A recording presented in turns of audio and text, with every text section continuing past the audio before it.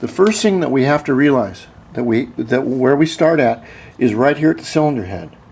The cylinder head, or the cylinder, I'm sorry. The exhaust cylinder, this does not move. It doesn't bend. You can't pull it up or down, anything. Your pipe moves around it. Okay? It's not adjustable. Therefore, when we go to fit our exhaust pipe intake onto here, it is critical that you have no overlaps of the pipe. It's not off-centered. You want it perfectly centered. Okay? That's what you want. So a lot of people will tell me, well, I know what I'll do. I'll put the pipe on and I'll get it centered real perfect, and then I'll reef down on these bolts, and then what I'll do is I'll just come over to these other bolts, and even if they're off-centered or there's gaps or anything, I'll just reef those down and everything will be fine. No, that doesn't work either. The problem is you put too much stress on the joints that are around here.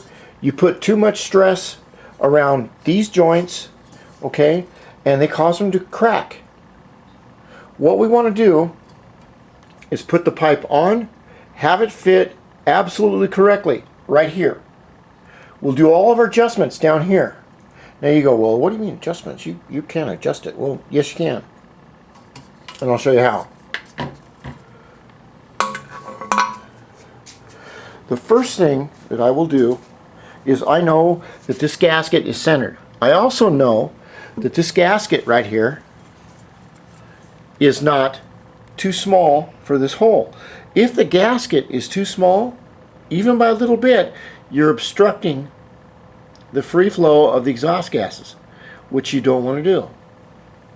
Now this is a little known thing about DIOs that a lot of people don't understand or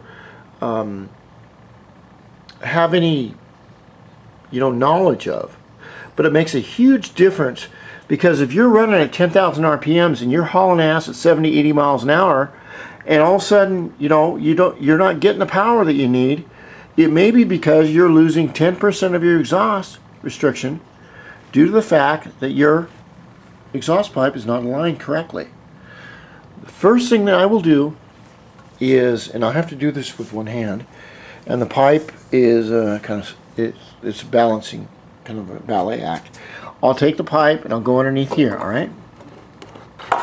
I know that the green is centered correctly, and I will put a dry fit right here to try and get the pipe where I want it. Okay, now you can see the pipe is offset compared to the green exhaust, the gasket. What I want to do is get it perfectly aligned with this. All right. Now to do this, getting it perfectly aligned is one thing.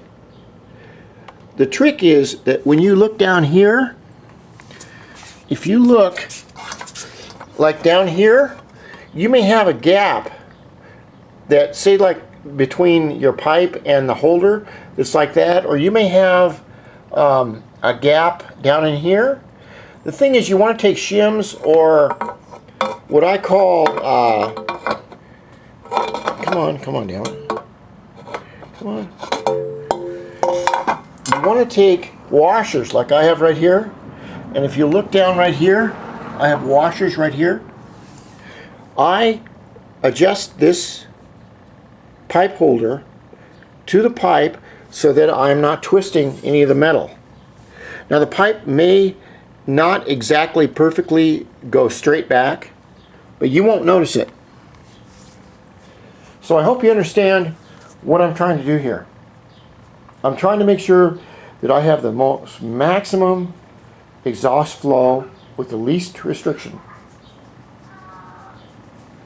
And then what I'll do, when I've got this where I want it, what I like to do is I'll put the pipe on and I'll start to use my wrench, and I'll get this slowly oh, you know, a little bit tight so it doesn't move. And then what I do is I will go and start looking at, you can see the washers, like the washers I put down in here. You can see the washers I put here. What I like to do with washers is I'll get 3 or 4 of them and I'll put some tape around them with a little holder right there. And then I'll put the tape in the hole right there, and I'll plug the bolt right through it. The trick is, like I said, is to get this perfectly lined up. Now, in a perfect world, I'll explain this to you too. All our carburetors are in the wrong place, okay? Because the air and fuel has to travel this way and then down into the engine. To have the least and most efficient carburetor, the best way would be to have that air horn pointed right at me from right here, where that air and fuel will go directly into that directly into the reed valve, okay, with no curly, swirly curves or anything, because that obstructs the bike. It obstructs the air and fuel to go in. All right. Now, if you look at a few Japanese websites where they have some really cool bikes over there, racing bikes, they do have their carburetors offset like this. But in the real world, it's hard to do like that, because carburetors aren't meant to just stand straight out. They just don't look right. So I hope you understand what I'm talking about, to have the best, the most efficient airway for the air and the fuel to go into the engine and out.